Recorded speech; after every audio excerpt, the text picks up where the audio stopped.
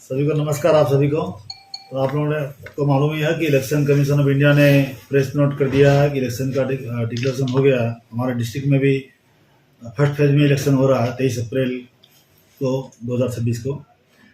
तो इसका जो डिटेल्स है मैं थोड़ा सा आप लोग को बता देता हूँ कि 30 मार्च को नोटिफिकेशन होगा। 30 मार्च से हमारा नॉमिनेशन चालू होगा और last date of making nomination है 6 अप्रैल। स्क्रूटिनी होगा 7 अप्रैल को और अगर कोई विड्रॉ करना चाहे तो 9 अप्रैल तक विड्रॉ कर सकता है, 9 अप्रैल 3 दिन तक। और अगर पोल होता है तो पोल होगा 23 अप्रैल को और काउंटिंग सभी के साथ एक साथ में 4 मई को काउंटिंग शुरू किया गया। और हमारे यहाँ पर 9 ब्लॉक है दार्जिलिंग डिस्ट्रिक्ट में और 4 सब डिवीज़न है, आप सबको मालूम ही है। और हमारी जो पॉपुलेशन है 2011 के बाद में सेंसस हुआ नहीं है, 2011 के हिसाब से 15,95,181। और प्रोजेक्टेड हम लोग जो एनुअल ग्रोथ के हिसाब से एक प्रोजेक्ट करते हैं उस हिसाब से हमारे पॉपुलेशन आज के दिन में है 17,35,908। इलेक्टर ये 17 लाख में से हमारे इलेक्टर आज के दिन में जो वोटर है वोटर लिस्ट के हिसाब से वो है 11,48,209। और ईपी रेशियो 67.44। ईपी रेशियो माने होगा कि हमारा जो पर 100 वोटर पॉपुलेशन में कितने वोटर हैं, ठीक है। तो बिलो 18 जैसे वोटर नहीं होते हैं तो उनको बात देने से हमारा 67.44% है तो वोटर है। Gender ratio 1006। जेंडर रेशियो हमारा बहुत बढ़िया है कि only 3-4 district in west Bengal जिसका जेंडर रेशियो मोर देन 1000 है, माने पर 1000 मेल 1006 फीमेल हमारे वोटर हैं। Total number of polling station 1465। और हमारे आज के दिन में जो वोटर लिस्ट है उसके हिसाब से 52 हमारे यहाँ auxiliary polling booth. Auxiliary means जो 1200 के ऊपर वोटर हैं जिस बूथ में। तो अभी तो एसआईआर चल रहा है, इसके बेसिस में कुछ कम बेसी होगा तो हमारा ये संख्या भी कुछ कम बेसी हो सकता है, ठीक है। तो टोटल ये 1465 प्लस 52 पकड़ के हमारा हो गया 1517 आज के दिन। और पोलिंग लोकेशन है 1054, माने कुछ लोकेशन पे मल्टीपल बूथ है, 2 बूथ है, 3 बूथ है, 4 बूथ है, तो लोकेशन हिसाब से 1054 है। सर्विस इलेक्टर जो हमारे आर्मी में है और जो सर्विस इलेक्टर्स वगैरह हैं वो 7739। और पीडब्ल्यू इलेक्टर्स जिनको मार्क किया गया है जो दिव्यांग है और है वह है 7662, ठीक है। तो इनको हम लोग तो अलग फैसिलिटी मिलता है सभी को कि जो पीडब्ल्यू इलेक्टर्स है, जो ओल्ड एज सीनियर सिटीजन्स हैं, उनको अलग फैसिलिटी वोटिंग के लिए मिलता है। अब एसी वाइज अगर हम लोग पकड़ते हैं वोटर लिस्ट का डिटेल्स कितने वोटर, जो हमने बताया कि 11 लाख समथिंग जो वोटर हैं हमारे, उसमें एसी वाइज हमारे जो 5 एसी है 23 दार्जिलिंग, 24 कार्सियंग, 25 माटीगारा, 26 सिलीगुड़ी, 27 फांसीदर। तो इसमें हम लोगों ने पूरा मेल फीमेल थर्ड जेंडर करके पूरा डिवीज़न किया। ये लिस्ट हम लोग आपको दे देते हैं तो उसी का ब्रेकअप है, ठीक है। और क्योंकि कल से हमारा इलेक्शन डिक्लेयर हो गया है, प्रेस नोट हो गया, तो इसके बाद में हमारा इलेक्शन मॉनिटरिंग सेल जो जितना भी है सब चालू हो गया, मीडिया सेल आप लोगों के साथ भी चालू हो गया है। हमारा model code of conduct already enforce हो गया। आज के दिन में actual model code of conduct जो भी गाइडलाइन है वो हिसाब से हमारा जितना भी इन्फोर्समेंट करना है हम लोग चालू कर दिए हैं।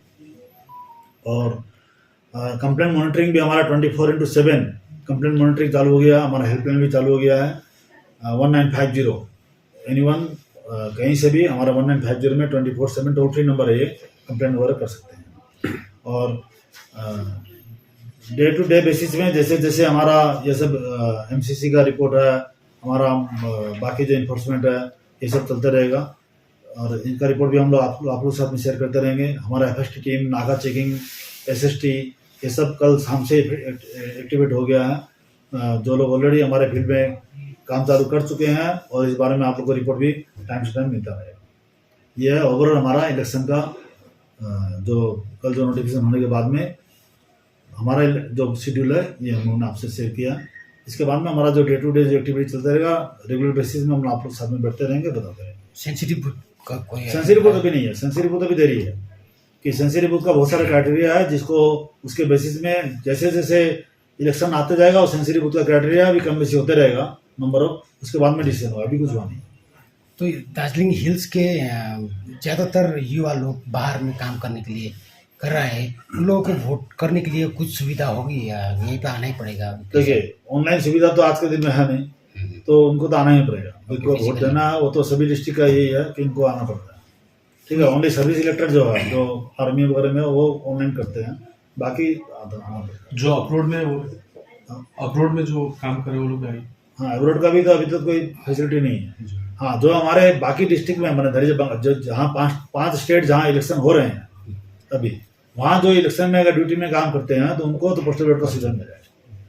तो एसआईआर में जो जिनका नाम डिलीट हुआ है, एडजुडिकेशन में अभी भी नाम है, वो लोग क्या इस चुनाव में वोट दे सकते हैं या नहीं दे सकते?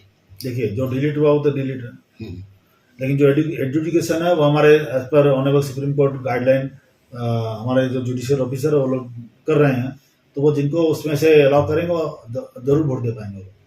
ओके, तो इसका कब तक क्लियर हो सकता है सर? ये तो वो लोग ही बता पाएंगे, वो लोग कर रहे हैं काम, वो लोग पूरा जोर से लगे हुए हैं, कर रहे हैं। सेंट्रल फोर्सेस का कितना रिक्वायरमेंट होगा इस डिस्ट्रिक्ट में?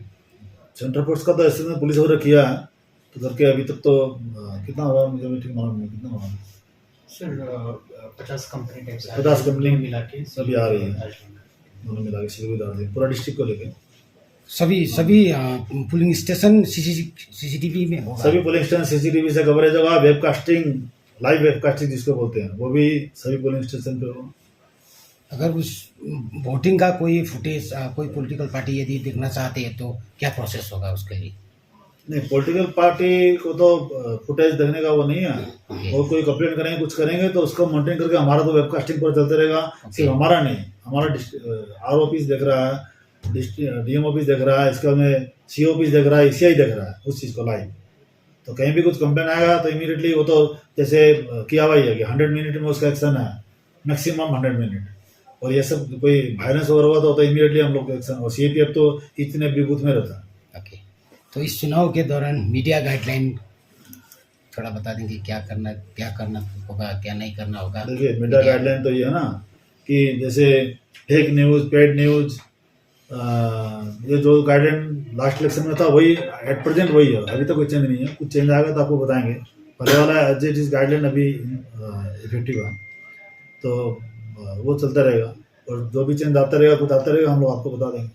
तो इस चुनाव के दौरान जितना भी न्यूज़ चलता है सब इलेक्शन डिपार्टमेंट मॉनिटर Monitor करेगा? बिल्कुल। Okay, right, thank you very much. Thank you.